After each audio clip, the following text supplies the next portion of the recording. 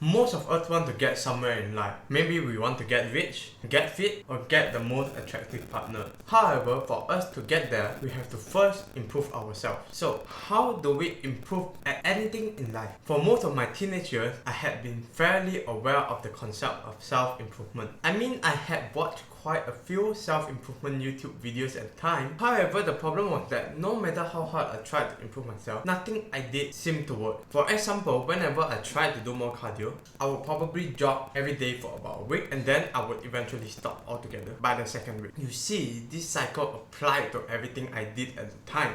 I got so frustrated. I eventually got so tired of trying, I didn't bother to even try anymore. I eventually gave up and lived life just solely chasing instant gratification and cheap dopamine. I would spend my time after school scrolling social media, playing video games, and watching Mr. Beast YouTube videos. These habits eventually caused me to develop lots of mental health issues, which led to a downward spiral toward the darkest point of my life when I was around 14 to 15 years old. It wasn't until I first started hitting the gym when I was 15 where I started learning about one of the core concepts of improving oneself. I learned that in order to build muscle, we had to incorporate something called progressive overload training into our routine. Progressive overload is a term used mostly in sports, particularly strength training, where an athlete has to gradually increase the amount of training or the intensity of training done over a period of time. For example, if you do a bicep curl of 2 kg on your first time in the gym, you should increase the weight to 4 kg on the next training session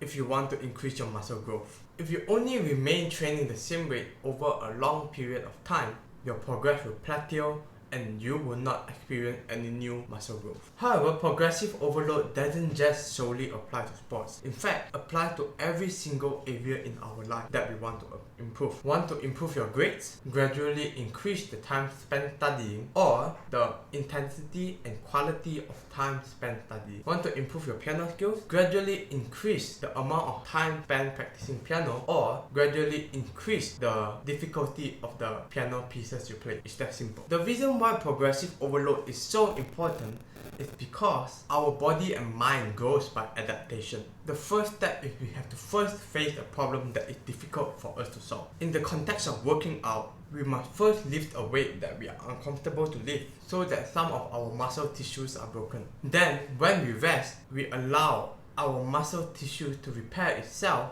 with an additional layer on top to prevent future damage. In essence, it tries to adapt itself to the same weight. In order for us to go it further, we have to lift a heavier weight to break it, and then it will repair itself with another additional layer. This is a continuous cycle of damage and growth which leads to the desired outcome or results. However, this isn't what society wants us to believe.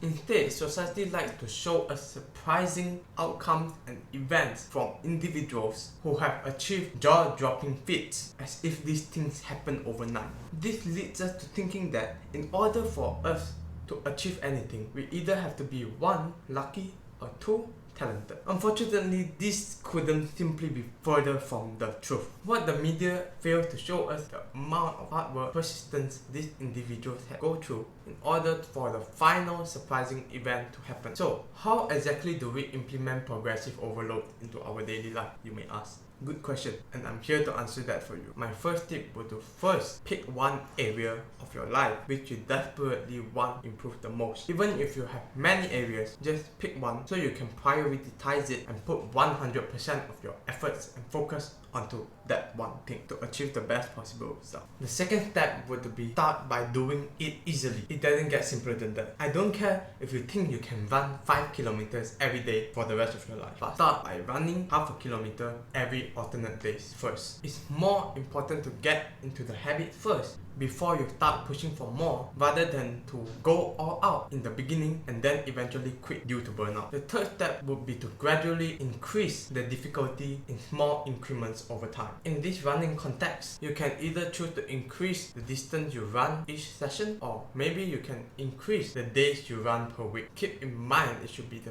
slow and gradual increase. You don't want to bump it up too fast, as for the same reasons above. The fourth step, and probably the most important step is to repeat this cycle again and again. Again, things don't happen overnight. The difficulty is going to be high, and it will definitely be a tough and arduous process. Accept it as a challenge and a test to prove your worth. Stay focused and persistent enough, and you will be rewarded handsomely. Remember, this small improvement and growth happens every day, depending on the choice we make. A 1% improvement every day leads to a 37.78 times improvement in 1 year. On the flip side, a 1% decline every day for a year leads to you almost back to baseline. Pick the right choices, make it more challenging, and do it consistently over a long period of time. That really just the secret to improving yourself. If you want to learn more on how you can be more disciplined in 6 easy steps, make sure to click on this video right here. If you like the video, make sure to click the like button and smash the subscribe button if you want to watch more from a small self-improvement and fitness YouTuber,